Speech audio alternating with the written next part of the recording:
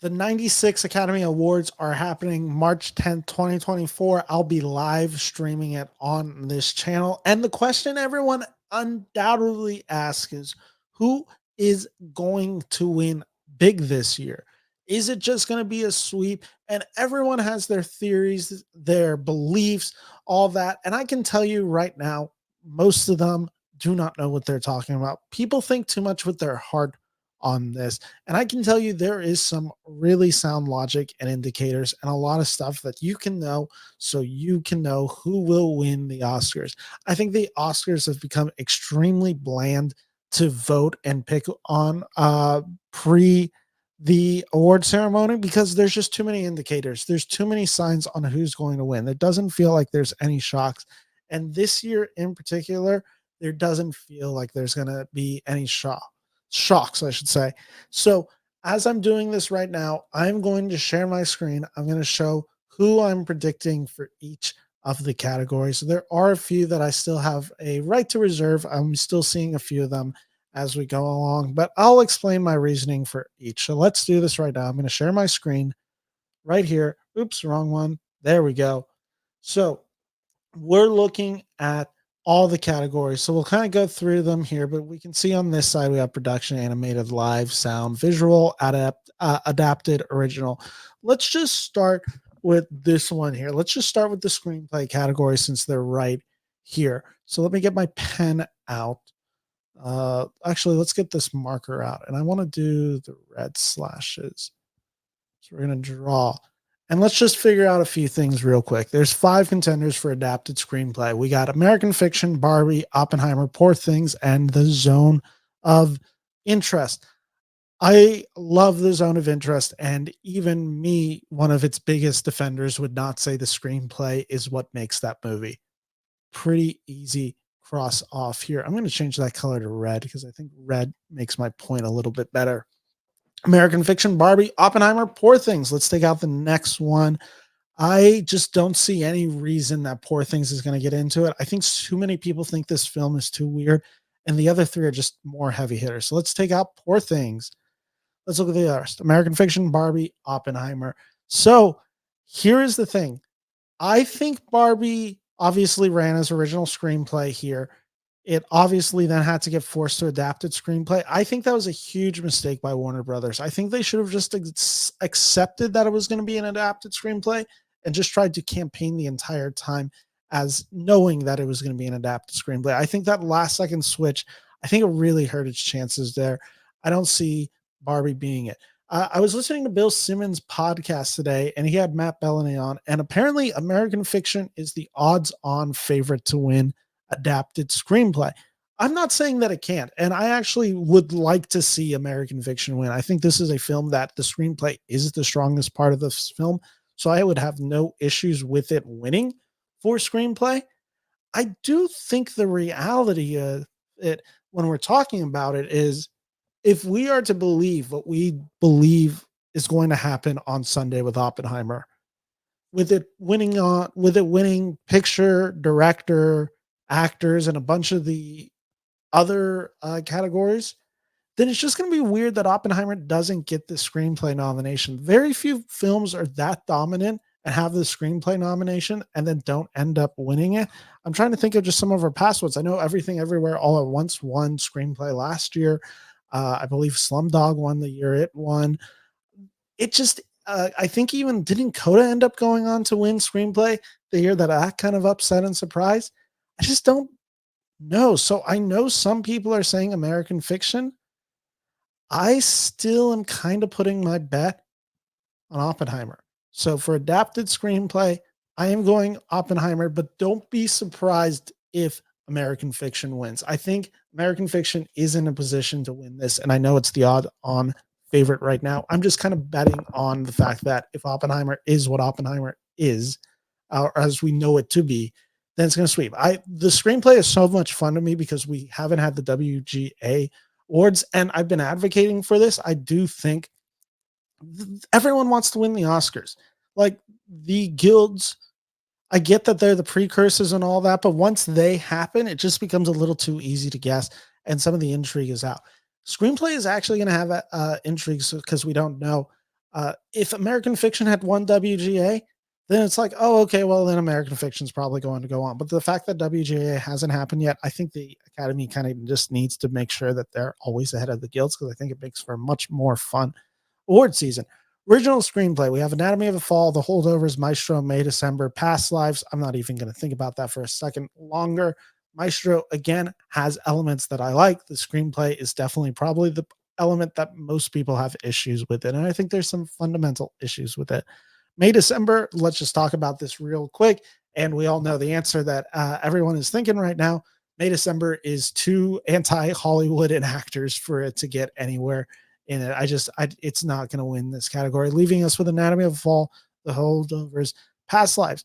I think this is the weird case where if Alexander Payne was the one credited with The Holdovers, I think it'd be in more conversation. But really, I do see this as a competition between Anatomy of a Fall and Past Lives. I think Past Lives certainly has the A24 younger crowd support, and it is able to tap into some of that international audience. I think Anatomy of a Fall is going to get a lot of support, especially because it's not in the international feature films. It wasn't eligible for whatever reason, or it wasn't selected. I don't know exactly why it's not in that category. But with that said, like Anatomy of a Fall, it's not going to win actor. It's not going to win, or sorry, it's not going to win actress. It's probably not going to win director. It's not going to win picture, et cetera, et cetera. Anatomy of a Fall really could get a celebration here. So that's why I am betting on Anatomy of a Fall to win. So my screenplay winners are Anatomy of a Fall and Oppenheimer, they'll look out for American Fiction and Past Lives. I think both of them are legitimate contenders.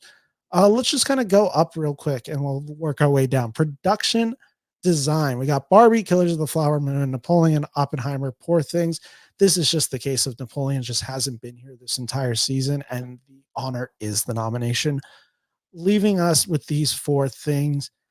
I I just don't see Killers of the Flower Moon making that noise, and I really do think this is a two-legged race between Barbie, Poor Things. I'm giving Oppenheimer the credit to be in here just because it is going to be the film that wins Best Picture. Spoiler alert in this all, but when I think of the worlds that's created, Barbie and Poor Things are two completely different separate worlds detached from the reality that we know. Like there's obviously an absurdness to the reality that we know, but I just think I'm saying Barbie because I think bringing Barbie, the dream house, the cars, all that to life, Barbie land was extremely impressive, and that aesthetic really just grew on people, and I think they want to celebrate Barbie.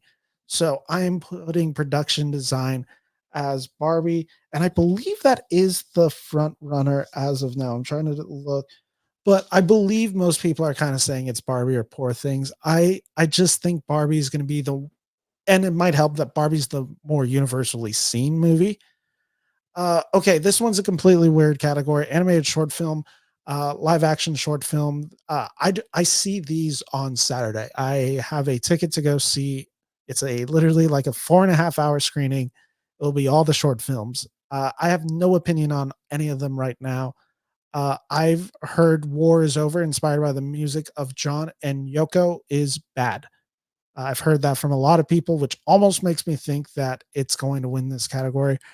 Uh, I've heard good things about 95 Senses. So this is a huge question mark from me. But I think in reality, I've heard good things about 95 Senses. So maybe I'll do a review of this. I know for a fact I have a written review coming out for Highbrow Magazine for the animated short and the live action short film. I've seen for the live action short film, I've seen two of these. The After is bad.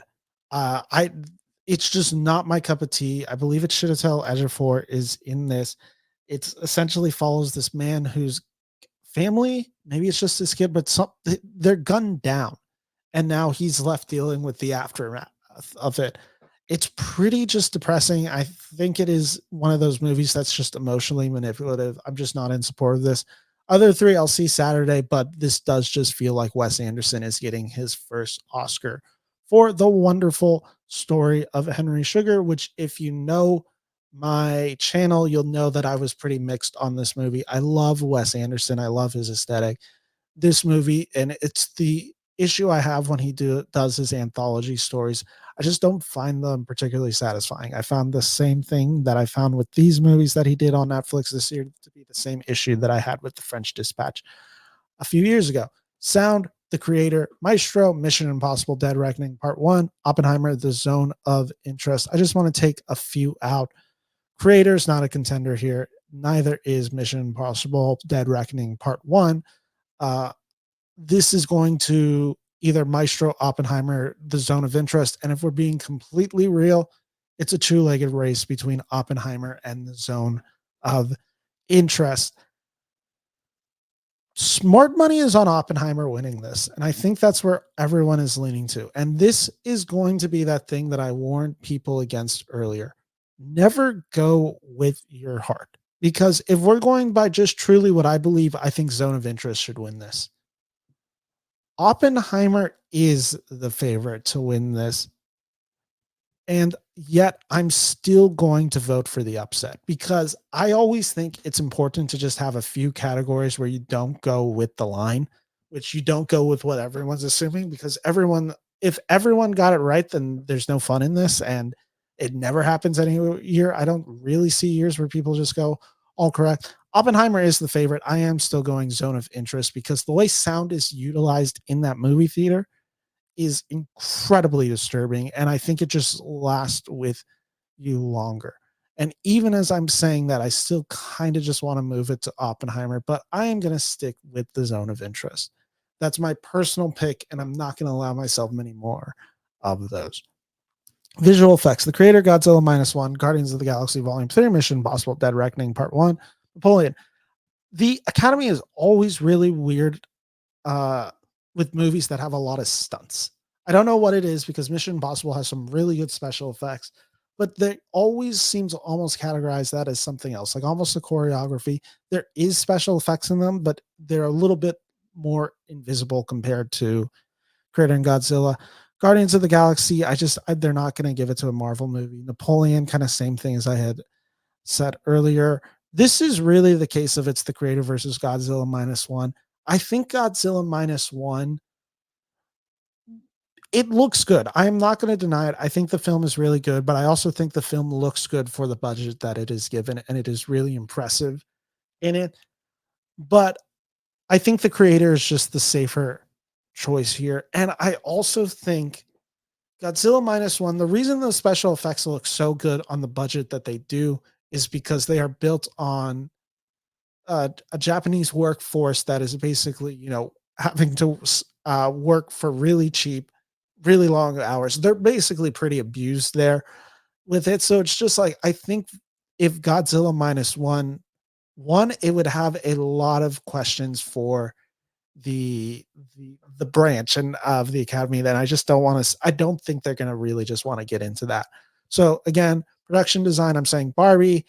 Animated short film, I'm saying 95 senses, but really I have no clue. Live action short film, I feel confident in saying The Wonderful Story of Henry Sugar. Sound, Zone of Interest. Visual effects, The Creator. Adapted screenplay, Oppenheimer. And original screenplay, Anatomy of a Fall. So let's move over. We're not going to do picture, actor, and actress and all that till last. Documentary feature film, I've seen a few of these. Bobby Wine, The People's President, The Eternal Memory, Four Daughters, To Kill a Tiger, 20 Days in Marple. Hard to really determine because I'm missing two of these films, but I do think it is between The Eternal Memory, which was a very critically acclaimed film, and 20 Days in Marple, a film that I saw at Sundance 2023. To me, this was the most emotionally impactful film that I saw, and this was the best piece of documentary filmmaking. Just the fact that he put himself in risk to capture what the first 20 days of the Mariupol invasion of Ukraine looked like. This one's a pretty stunning piece of art, and I personally, again, this is also the case where I want to see it win. And two, I just think this is the one that I've heard a lot of people talking about. And documentary, it's just, it's on PBS. They've done a good job making sure people have seen it. Documentary short film, again, have no clue how to rank this one. I'll tell you more about it Sunday. What I am hearing is the ABC's book banning. or Night Night and Waipu. I don't know if that's actually how you pronounce it. I This one feels a little bit more buzzier that might get more people interested in it, but that also has the danger of maybe a little too politically inclined for the Academy's taste at times. I'll tell you more about this Saturday when I see these films, but I think Smart Money is suggesting that it's the ABC's of book banning. Maybe I'm completely wrong, and maybe people are going to be like, "Ben, that's the reason I lost this bet is because you didn't research anything in the documentary short film." I apologize. Film editing, Anatomy of a Fall, The Holdovers, Killers of the Flower Moon, Oppenheimer, Poor Things. Uh, Holdovers, let's just kind of strike this out. Poor Things, let's kind of strike this out. Anatomy of a Fall. It's between Scorsese and Nolan here, or their respective editors. The reality is the editing of Oppenheimer is so utilized well in the movie, and it becomes kind of a character in the way it cuts back and forth. And I think this the case of where like not a lot of films that go on to win Best Picture lose film editing, and I just don't see it being the case this year. I'm still going Oppenheimer for film editing. International feature film. This would be a contest if Anatomy of a Fall was eligible here. Again, I still don't fully understand why it isn't. So the nominees are, and I apologize, Io Capitano, I believe, Perfect Day, Society of the Snow, The Teacher's Lounge, Zone of Interest. You don't know how bad I've been trying to see The Teacher's Lounge. I've really, really wanted to see this one, but alas, haven't been able to see it. Same with Perfect Days and Io Capitano. But really, the conversation has all been this season around Society of the Snow, the zone of interest. It's the zone of interest. If you get into the Best Picture race and the other film doesn't, I just don't see a world in which it doesn't win this. Makeup and hairstyling. Golda, which is the movie about the Israel prime minister played by Helen Mirren, had no interest in seeing it. Neither did anyone else. Maestro, he has the nose, and I can say that, and I can point at that because I am Jewish, so I can make fun of the nose, and I can also be like the nose isn't that big of a deal. That it's actually a pretty good aesthetic, and I think Cooper pulls it off quite well. Oppenheimer, Poor Things, Society of the Snow. I actually think Society of the Snow should be more in this conversation, but it doesn't seem to be. So I'm going to strike out Society of the Snow here, leaving us with Maestro, Oppenheimer, Poor Things. I think in reality, Poor Things. Well, okay, sorry. Let's just. I don't think Oppenheimer is going to sweep in all these categories, and makeup and hairstyling seems like an easy one to give to someone else.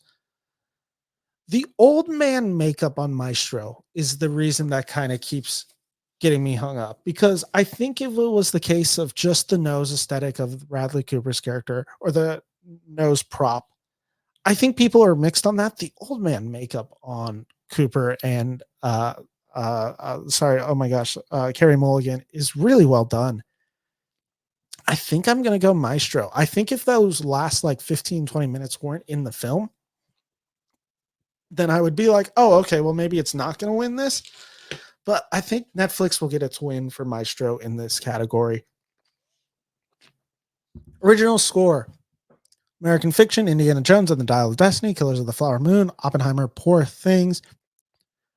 I, the Poor Things score is good, but I think it gets a little repetitive.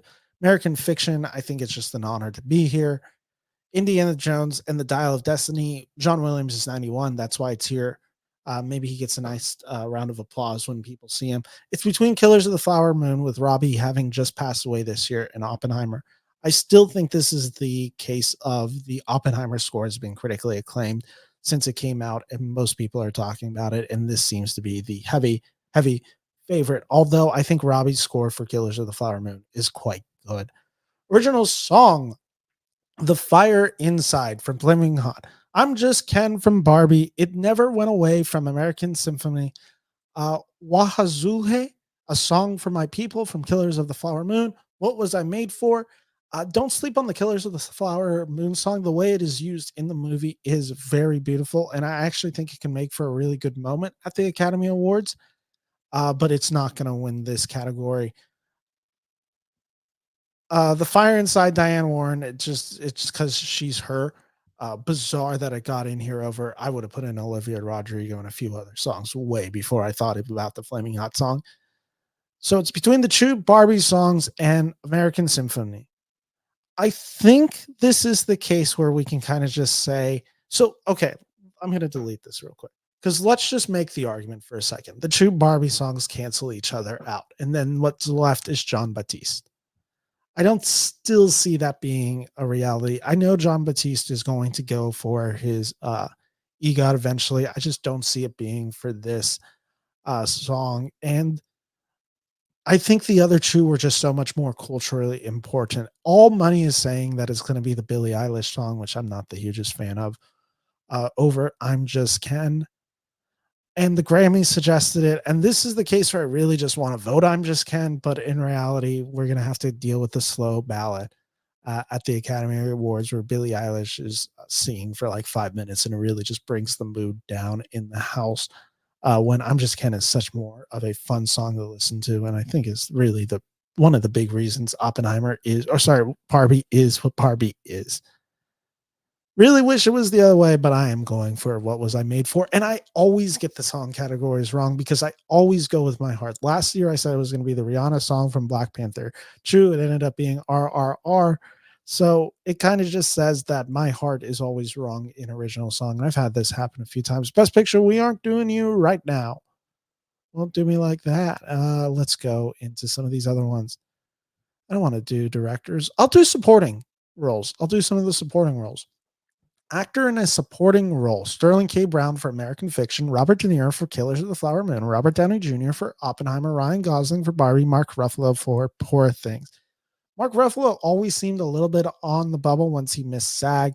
He obviously got in here, but I just think he's probably the most vulnerable of these categories. Sterling K. Brown, I think, was kind of, again, the honor of being there and a first time nominee, but I've never really seen him being a strong contender this year, leaving us with the legend, the comeback story, and the comedian of the year, essentially.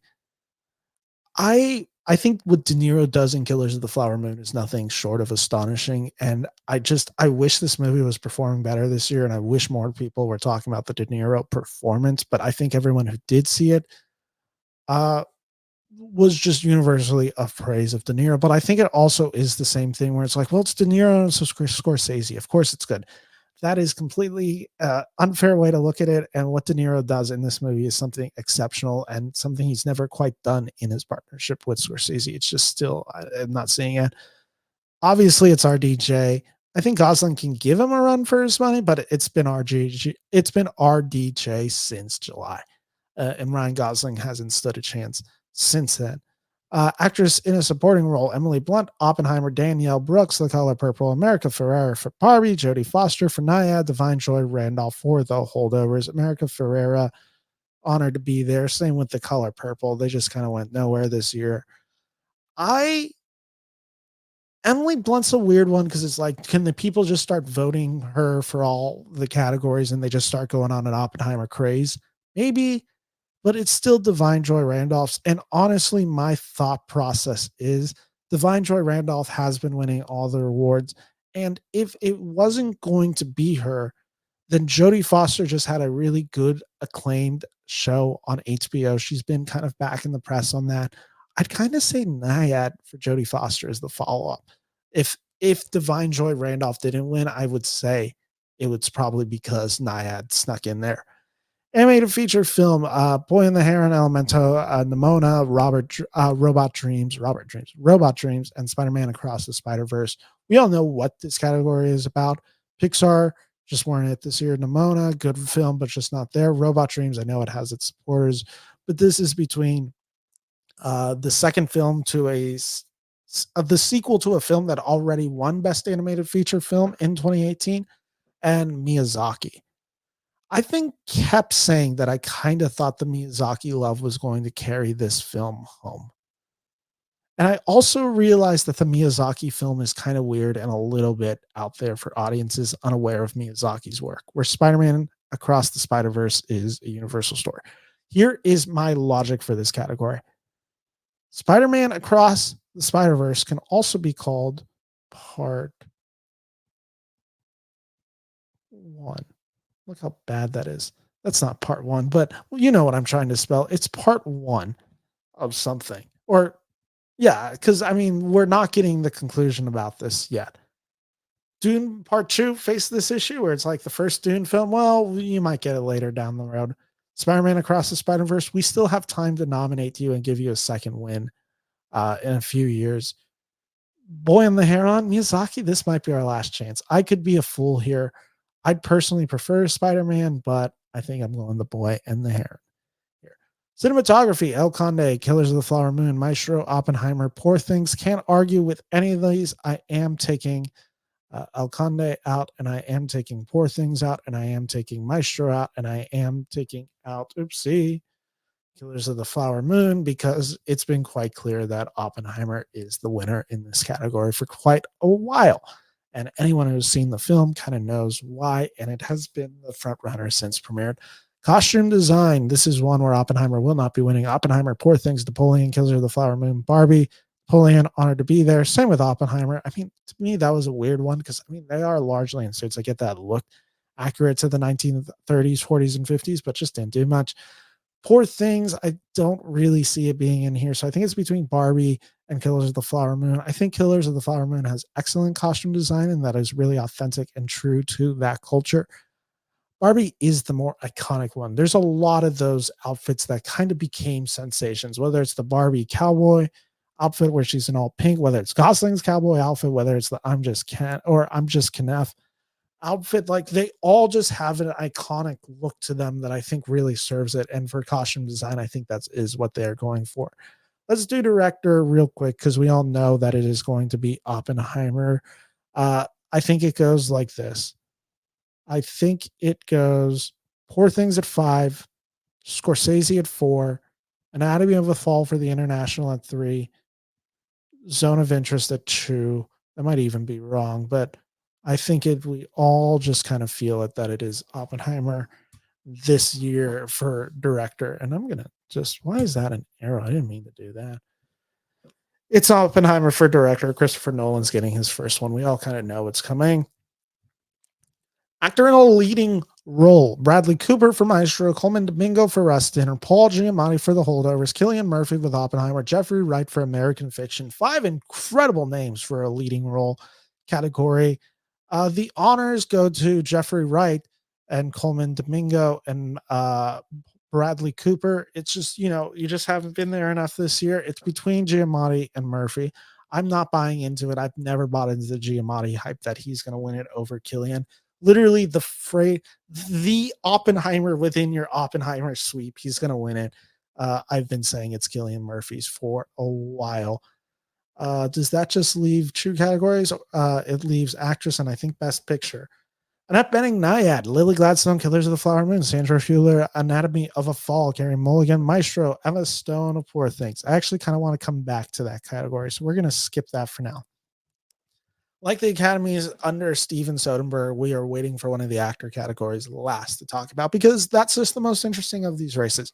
Best Picture, we got American Fiction, Anatomy of a Fall, Barbie, The Holdovers, Killers of the Flower Moon, Maestro, Oppenheimer, Past Lives, Poor Things, The Zone of Interest. I'm going to do the numbering thing just so people have some context here. So let's do this real quick.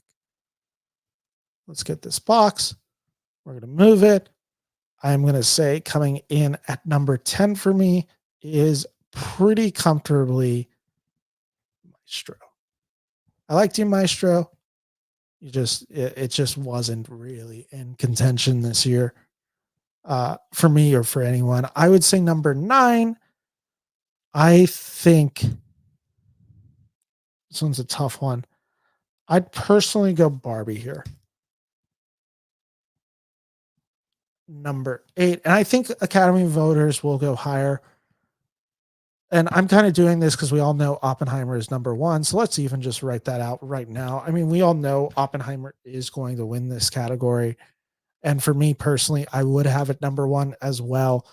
So I'm just kind of ranking these based on preference. Number 8.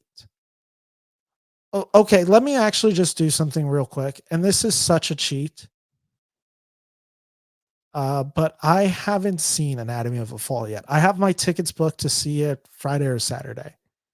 So just by that, I am going to have to say Anatomy of a Fall is at 10. And yes, I hear people yelling at me right now. Yeah, no, I'm been an idiot. I don't know why I've missed Anatomy of a Fall. This has been my biggest blind spot all year. I was going to see it when I did my top 10 of the year, and then I couldn't see it in theater, and I really wanted to see it in theater, and I was like, okay, I'm going to wait until they release it in a theater near me. And then I had to wait until the Oscars week, which is this week, when the theaters are like, okay, we'll show all 10. That's why, and for me, Anatomy of a Fall is either a Friday or a Saturday. I know I have my Zone of Interest tickets, which I have seen. I did see Zone of Interest. I wanted to re-see it again in a theaters because I saw it on the screener. I'm seeing that Sunday. I'm seeing my short Saturday, which means I think Anatomy of a Fall is Saturday morning, Saturday afternoon, something like that. So Anatomy of a Fall will be 10. Maestro 9. 8 is Barbie. Number 7 for me will be, we have American Fiction left, The Holdovers, Killers of the Flower Moon, Past Lives, Poor Things, and The Zone of Interest. This one's tough. I think I'm going to go Past Lives here. I was a fan of this movie, but it felt a little small for me, for my personal taste. But I thought the ending was devastating in a really great way. This is a film that I definitely do need to watch. Past Lives was kind of in that period where I'm just like watching all the films to try to get to the end of 2023. Minus Anatomy of a Fall. I hadn't watched that one, but Past Lives was the one. And yeah, no, I think it was just the case that I had seen like 10 films in like the past like 24 hours. So by the time I got to Past Lives, I was a little exhausted, even though I still really liked it. We got 6, 5, 4, 3, and 2 left. For my personal taste, I'm going to say 6 is Poor Things. I, as people know, because it's one of my biggest videos on the channel, I like Poor Things, and I also have some fundamental issues with some of the direction in the movie, but that doesn't mean I dislike the movie. Coming in at number 5, we have American Fiction left, The Holdovers, Killers of the Flower Moon, The Zone of Interest. I am going to go. This is kind of the head versus heart thing. The Holdovers is definitely the film I will rewatch the most, and I had more fun watching. Killers of the Flower Moon was more of the film that kind of knocked me off my ass. Even though I don't know if the 3.5 hour runtime is fully justified, but I do love Scorsese. I thought The Holdovers drags at times too, but the heart of that movie, I think I'm gonna go Holdovers 5. And I think that means I'm gonna go Killers of the Flower Moon 4. And that leaves me with my 3 and 2, which is American Fiction and The Zone of Interest. I was really impressed by both of these movies. And but the one that left me, hasn't left my mind since I saw it, was The Zone of Interest. That was just such a emotionally compelling piece of art. I wrote about it, and I'll have that in the link below. But I wrote about for Highbrow Magazine what that meant. Me watching that film, and someone who didn't fully understand their Jewish heritage, it was a really interesting and just powerful experience for me. American Fiction, I love this film. I thought it was so well done. I thought it was such a great satire. I understand why it won TIFF. I kind of think that if Oppenheimer, for some reason, doesn't win, I kind of think American Fiction is then in the number 2 spot. But in reality, this is how I rank it. So I have number 10, and only because I haven't seen it yet, Anatomy of a Fall. Number 9, Maestro. Number 8, Barbie. Number 7, Past Lives. Number 6, Poor Things. Number 5, The Holdovers. Number 4, Killers of the Flower Moon. Number 3, American Fiction. Number 2, The Zone of Interest. Number 1, Oppenheimer. Which leaves us with one last category. Actress in a leading role. Annette Benet Nyad, Lily Gladstone, Killers of the Flower Moon, Sandra Hüller, Anatomy of a Fall, Carey Mulligan, Maestro, Emma Stone, Poor Thing. Let's just kind of talk about this complicated category, and let's just kind of get the name out of here that I don't think anyone really thinks is going to win, which is Carey Mulligan for Maestro. And people are probably stopping me right now. Ben, but Annette Bening's not going to win. I don't think it's out of the realm of possibility. I don't think it's a reality, or I don't think it will be a reality. But I think Annette Bening and Sandra Hüller are in this race. I think Sandra Hüller has the international support, but I think it's not enough to really get much further than that. Annette Bening has the brilliant campaign where Netflix, where they really are trying to push the career narrative, but I think it's just too little too late, leaving us with Lily Gladstone, Killers of the Flower Moon, Emma Stone, Poor Things. Emma is the case of this was the performance that I preferred between the two of them, and I thought Lily Gladstone was questionably a supporting actress in this film. Emma Stone's also is giving a performance that I know people are probably going to have problems with because they have issues with this film. Where Lily Gladstone, think of the narrative. You had Leo out there supporting her the whole time out there. Like Leo was very generous in the way that he campaigned, kind of like it almost feels like he sacrificed his spot to make sure that Lily Gladstone got it in there. Martin and Leo and De Niro and Fraser and all of them have really been putting Lily Gladstone over and made her truly a movie star in this role. And she also obviously delivers with being a great actress in a great movie. She's would also be the first Native American woman to win this category. I just I think it is Lily Gladstone, even if I really like kind of think Emma Stone could win it. I just think the weirdness of Emma Stone's film, because Lily Gladstone, if she wins, you'll see cuts to the crowd and it's Martin Scorsese standing and giving her a round of applause. It's DiCaprio and De Niro there. Like, think about it. Like, Scorsese started his career getting the actress who I'm blanking on from Alice Doesn't Live Here anymore, Ellen Burstyn, her win for Alice Doesn't Win Here in Best Actress, and that was like his first Oscar win. And now as Scorsese's getting older and up there in age, like he has the chance to just do something where he got a win for his actress in the 70s, and he's going to get another win for his actress in the 2020s, along with all the other wins and acclaim he's gotten from the Academy throughout the years for his performances. So I just kind of think Lily Gladstone is in the position here, uh, even though I would personally vote Emma Stone. So those are who I am predicting to win, and that is my Oscars ballot. And let's just make sure real quick that I did not forget anybody, which it doesn't look like I did. Da-da-da-da-da. Yeah, I didn't forget anyone. So let's cut back to me. Thank you all for watching this video. I know it was a long video, but those are my predictions for the Oscars 2024 ballot.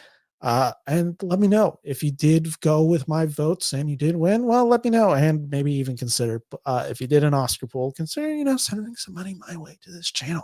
My name is Ben Freeman, film critic, Oscar pundit, and a lot of other things. Thank you all for watching my channel, and make sure to subscribe to my channel. Again, I am going to be going live March 10th, Sunday at 4 p.m. to be talking about the Oscars and doing a live stream over the ceremony.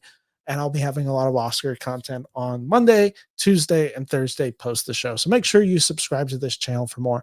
Thank you all for watching. Take care. Bye-bye.